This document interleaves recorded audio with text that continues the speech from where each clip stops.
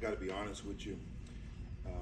By the time I talk to you guys, win or lose, mentally, I'm on to the next game.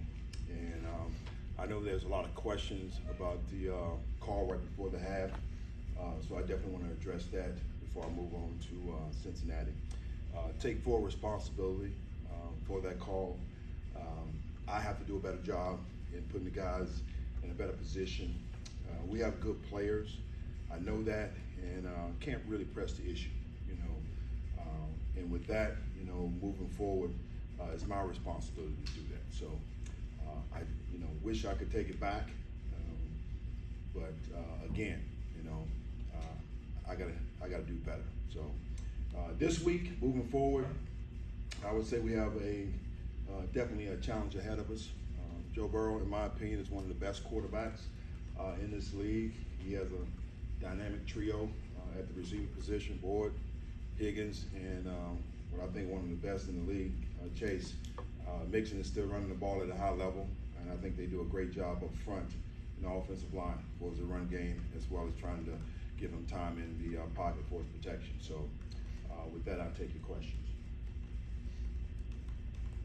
Steve, was that call partly a reflection of not being able to get to Cousins? I don't really want to elaborate on the call. Again, I can't press it. Our players, again, they've shown an ability to be able to do certain things, and I got to be able to trust that. And I know exactly what we have in the caliber guys there. And once again, I take full responsibility for putting those guys in that position. How do you explain the front four then not getting, relatively? It's a combination of both. It's a combination of both. You know, I'll start with me. You know, from a standpoint of calls. You know, got to look at my calls. We got to look at what we do from a coverage standpoint, and giving those guys opportunities. You know, because when I evaluate the tape and I watch things, we're this close, we're this close, we're this close. And, you know, you look at certain situations while the quarterback is getting rid of the ball, you know, we got to be better in our zone drops, you know, getting in that particular window that's going to make him hold the ball, and then Bosa's right there to get the sack, or he's going to check it down, as we always talk about, forcing the ball to the kill zone. So there's a combination of a lot of things, and we all got our hand in it, and we've got to get better. Steve, you said in training camp, maybe more than once, that, you know, as far as the depth of this defensive line, you've never been around anything like it. Not to call out specific guys and numbers, but you know, the numbers don't bear that out at this point. Do you know, I mean, from a production standpoint, you know, why that depth? You know, it comes in ways it just hasn't happened. You know, it varies throughout the year and each team. You know, and I go back to really what I just stated.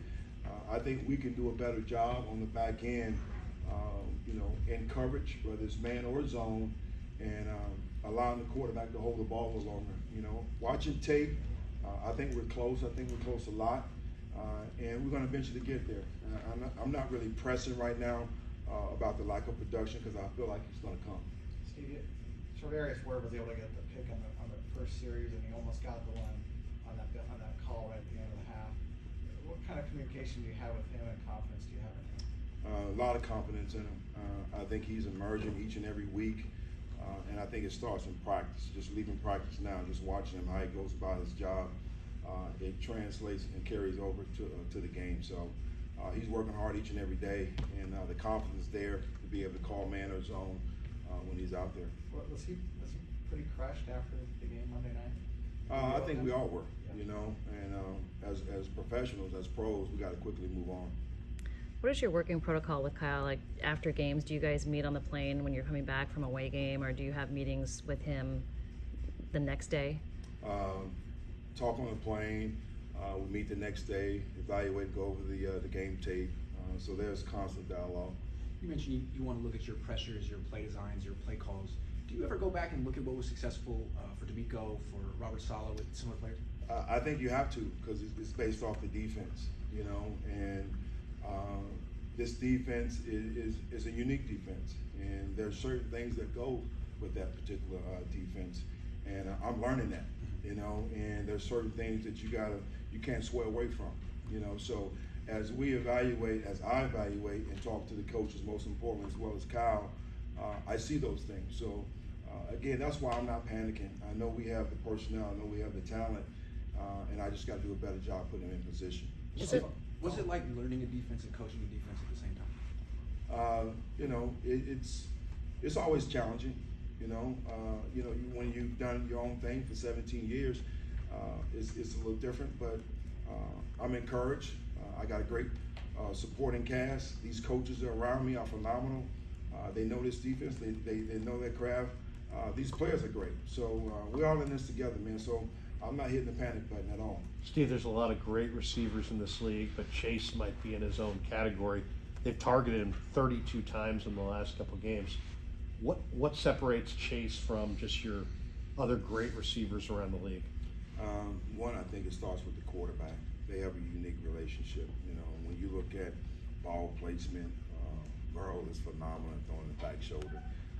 Gives the receivers the only opportunity sometimes to catch it. So I think that chemistry is there. He's just so dynamic after the catch, you know. So it's hard to really try to give him a lot of space. You got to try to do certain things, whether you're rolling the coverage to him, whether you're playing man. But you got to have definitely a lot of zone eyes on him. But I can also say this: if you try to overplay him, the other two are going to hurt you as well. So we talked about that trio. So we got to do a great job in just trying to balance things out. Watching Burrow in the first 3-4 games, and then maybe the last couple of games, how different do they look in terms of getting healthier, and how much does that show up on the table? Well, I still think they're productive, but you can see certain things on tape that where the injury is there. You know, I don't know where he is right now from a standpoint of the bye. A lot of things that they've been doing is out of the gun, where he normally operates underneath the center. So we'll see exactly how that is on Sunday. But the guy's very capable of still running the offense to the fullest. With Brock in concussion protocol, there's at least a chance that Sam would start, and you have the experience of being on the sideline with Sam as a starting quarterback. What could we expect to see if it comes to that? A lot of poise. He's gonna lead the offense the right way. I think he's shown that last year.